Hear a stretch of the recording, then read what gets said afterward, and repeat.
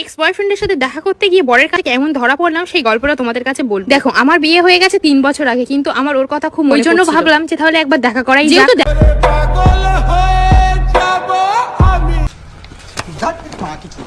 শেষমেশ তুমি এই দিন দেখালে ভগবান।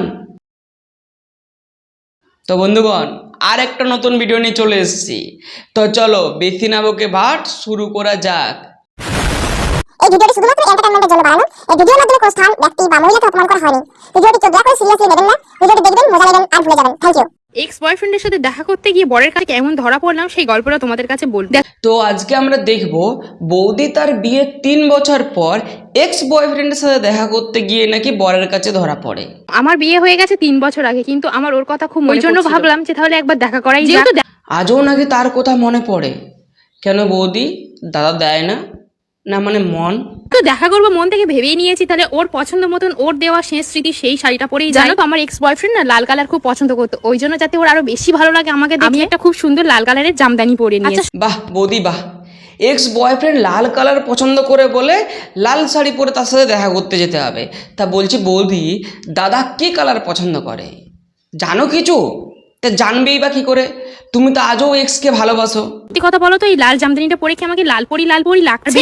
লাল পরি কিনা বলতে পারবো না, কিন্তু ডানা কাটা পরি অবশ্যই লাগছে। ঠিক করে না মুখে ব্লাশার দেবো, যাতে খুব যেন ও আবার আমার প্রেমে পড়ে যায়, যেন পুরনো চালে আবার ভাতে বাড়ার মতন, যেন পুরনো প্রেম যেন আবার ভাতে বাড়ে। তখন তার জীবনটা চুদে মন ভরেনি, তাই আবার চুদতে যাচ্ছ।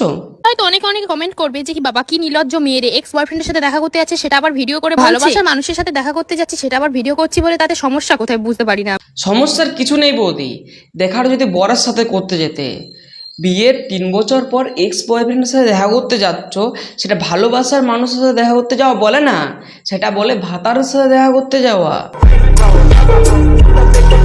খুব সুন্দর করে তো রেডি হয়ে নিয়েছি, আমার যেন আবার বাবা নজর না লেগে যায়। সত্যি আমি এতটা সুন্দর করে সাজবো যেন ও ওর বউকে না, জাস্ট আমাকে দেখেই পাগল হয়ে যায়। যাও সুন্দর করে সেজে, তবে দেখবে বউ ভেবে ঠেলে যেমন না দেয়, নয়তো সব দোষ আবার দাদার হয়ে যাবে। তো ভাই, তোমাদের মনে অনেকেরই প্রশ্ন ছিল হঠাৎ করে রিচার্জের দাম বাড়লো কেন। তো আজকে এই উত্তর এই মামনিটি দেবে। হ্যালো গাইস, আজকে আমি তোমাদের সাথে একটা সিক্রেট শেয়ার করবো। তোমাদের সবার মনে একটাই কোশ্চেন, তাই না, যে জিও রিচার্জের দাম এত কেন বাড়লো, কি করে বাড়তে পারে জিও রিচার্জের দাম এত, জানি না। তো দেখো, জিও রিচার্জের দাম বেড়েছে সেই কারণটা তো আজকে আমি তোমাদেরকে বলবো, কিন্তু তার আগে বলি, এই যে এত রোস্টাররা আছে, রোস্টাররা কি করছে? হ্যাঁ, রোস্টাররা এই এত গুরুত্বপূর্ণ একটা খবর তোমাদেরকে শেয়ার করতে পারছে না। রোস্টাররা তো তোমার রিলসের পেছন মারতেই ব্যস্ত। তো ভাই তোমরা বলবে যে এই মেয়েটা এত গুরুত্বপূর্ণ কথা বলছে, একে গালি কেন দিচ্ছি? তো তোমরা এর একবার রিলসগুলো দেখো।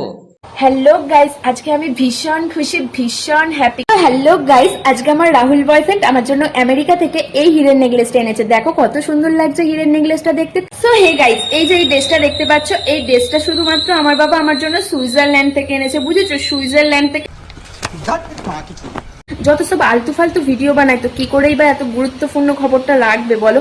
কারণ কোন বৌদি কোন দাদার সাথে লপর চপর করছে সেই সব খবর রেখে দিয়েছে রোস্টাররা, কোন মামনি পাছা দলিয়ে বেড়াচ্ছে সেই সব খবর রেখে দিয়েছে রোস্টাররা, বা কোন হাড়ির খবর রেখে দিয়েছে, এই সব যত আলতু ফালতু খবর একমাত্র রোস্টাররাই রাখে।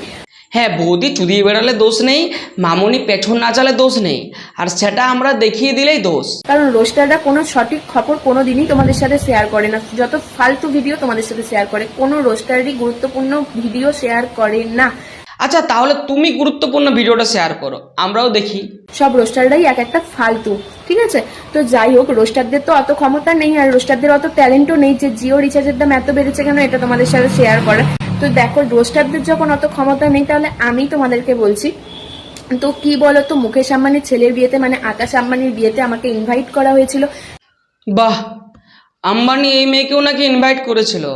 আম্বানির এত খারাপ দিনও এসেছে। এখানে আমার আর কিচ্ছু বলার নেই, তোমরাই বলো তোমাদের যদি কিছু বলার থাকে। নিকাল লাউড়ে পহলি ফুরসত মে নিকাল। দুর্ভাগ্যবশত আমি বিয়েতে যেতে পারিনি, সেই জন্য মুকেশ আম্বানি আমাকে অনেকবার কল করেছে। দেখো এখানে কতবার কল করেছে। এ মামনি বলে কি, মানে তো লজ্জা লাগে না? চোদন খাস না বাড়িতে?